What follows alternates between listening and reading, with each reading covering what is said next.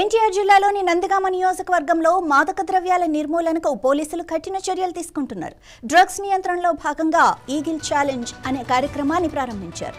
ఈ కార్యక్రమంలో Vijayawada rural DCP Lakshminarayana పాల్గొన్నారు. ఆయన మాట్లాడుతూ గంజాయి, డ్రగ్స్ వాడేవారి సమాచారం అందిస్తే 1500 రూపాయల నగదు బహుమతి ఇస్తామని ప్రకటించారు. అలాగే మాదక ద్రవ్యాలను విక్రయించే వారి వివరాలిస్తే ఏకంగా 5000 రూపాయల రివార్డు అందిస్తామన్నారు.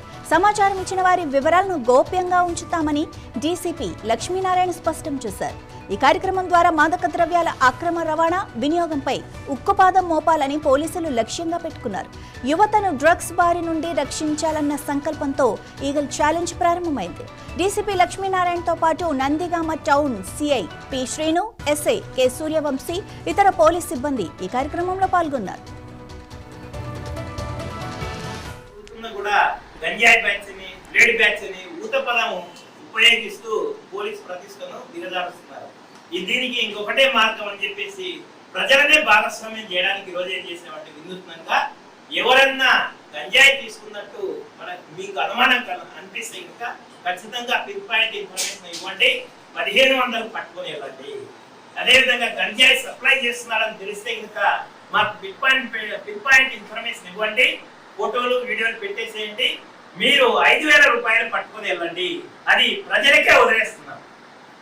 సమాజంలో ఎక్కడైనా ఇలా కనిపిస్తే మీరే ఇన్ఫర్మేషన్ ఇవ్వండి. మీ యొక్క గోప్యతను ఎక్కడా మేము బయట పెట్టము, మీకు ఎటువంటి ఇబ్బంది కలగదు. ఈ యొక్క సమాచారాన్ని 1972 కానీ 112 నంబర్లకు కానీ కాల్ చేసి చెప్తే కనుక గ్యాస్ ప్రైజ్ తీసుకోండి, ఆ యొక్క సమాచారాన్ని మాకు ఇవ్వండి. వాటి పట్ల మేము చర్యలు తీసుకొని మన యొక్క నందిగామ కాన్స్టిట్యున్సీలో ఎక్కడా కూడా గంజాయి లేదు అనేటువంటి ముద్ర వేయించుకోవడానికి మేము సిద్ధంగా ఉన్నాము. ప్రజలు కూడా సిద్ధంగా ఉంటారని చెప్పేసి ఈరోజు ఈగల్ ఛాలెంజ్ తీసుకురావడం జరిగింది. దీనికోసం మీడియా మిత్రులందరికీ తెలియజేస్తున్నాము. దీన్ని వినూత్నంగా ప్రతి ఒక్క మనిషి దగ్గరికి చేర్చేటువంటి ఏర్పాటు చేయండి. మన ప్రాంతాన్ని గంజాయి రహిత ప్రాంతంగా డిక్లేర్ చేస్తున్నాం. చాలా మంది డ్రగ్స్ సంబంధించిన టెస్టులు సుమారు 370 38 పాజిటివ్ కేసులుగా రావడం జరిగింది. ఈ 38 పాజిటివ్ కేసుల్లో కూడా వాళ్ళని డైలీ మానిటర్ చేస్తూ వాళ్ళ జీవన శైలి పైన వాళ్ళకి కొంత కౌన్సిలింగ్ చేస్తూ ఉండగా ప్రజెంట్ 38లో కూడా ఇప్పటిదాకా 28 మందిని మీరు టెస్ట్ చేస్తే 28 మంది కూడా నెగిటివ్ వచ్చింది. మిగతా 10 మంది ఈ యొక్క సుబాబులు తోటలకి అవి కట్ చేయడానికి కొంచెం అందుబాటులో లేకపోవడం వల్ల వాళ్ళు టెస్ట్ చేయడం మాకు కొంత ఇబ్బంది అయ్యి అది ప్రజెంట్ ఆగింది.